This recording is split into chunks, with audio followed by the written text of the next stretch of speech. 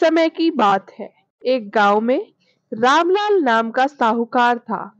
रामलाल बहुत बुद्धिमान और सज्जन आदमी था। रामलाल के 3 बेटे थे। एक दिन रामलाल ने अपने तीनों बेटों को अपने पास बुलाया और कहा, देखो, अब मैं बहुत बूढ़ा हो चुका हूँ। अब मुझसे और काम नहीं होता। सोच रहा हूँ तुम तीनों में से ही किसी को घर का मुखिया बना दूं, जो मेरे सारे कार्य संभाल ले। बड़े बेटे ने कहा, ठीक है पिताजी, जैसा आपको ठीक लगे। रामलाल ने कहा, ठीक है बेटा, मैं तुम सबकी एक परीक्षा लूंगा। बेटे ने कहा, ठीक है पिताजी। कहकर तीनों बेटे अपने अपने कमरों में चले गए। रामलाल ने रात भर सोचा कि वह अपने बेटे की क्या परीक्षा ले। तब रामलाल को एक उपाय सूझा।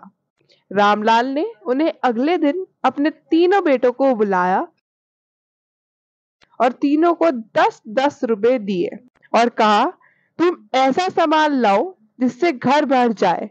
और तीनों को 10-10 रुपए दिए और कहा, तुम ऐसा सामान लाओ जिससे घर भर जाए।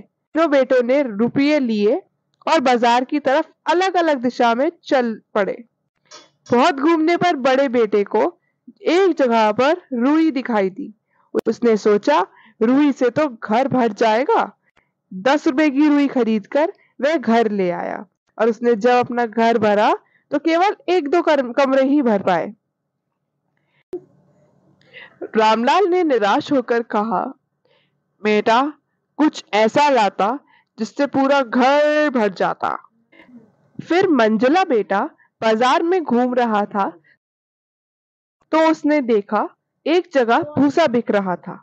वह कई बैलगाड़ी भूसा खरीदकर घर ले आया। जब घर के कमरे में भूसा भरा तो केवल 1.5 कमरा ही भूसे से भर पाया। रामलाल ने देखा तो वह बहुत निराश हो गया और अपने छोटे बेटे का इंतजार करने लगा। तभी छोटा बेटा एक थैला लेकर आया। रामलाल ने पूछा, बेटा, तुम कुछ नहीं लाए क्या? छोटे बेटे ने कहा, रुको पिताजी, अभी दिखाता हूँ मैं क्या लाया हूँ। फिर छोटे बेटे ने थैले से बहुत सारी मोमबत्तियां और माचिस निकाली।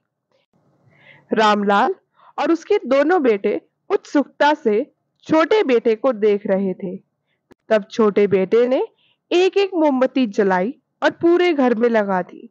पूरा घर रोशनी से भर गया। यह देखकर रामलाल की आंखों में खुशी से आंसू आ गए और उसने अपने छोटे बेटे को गले से लगा लिया और कहा, बेटा, मैं तुम्हारे लिए बहुत खुश हूँ और गर्व से कह सकता हूँ कि तुम ही हमारे अगले मुखिया हो।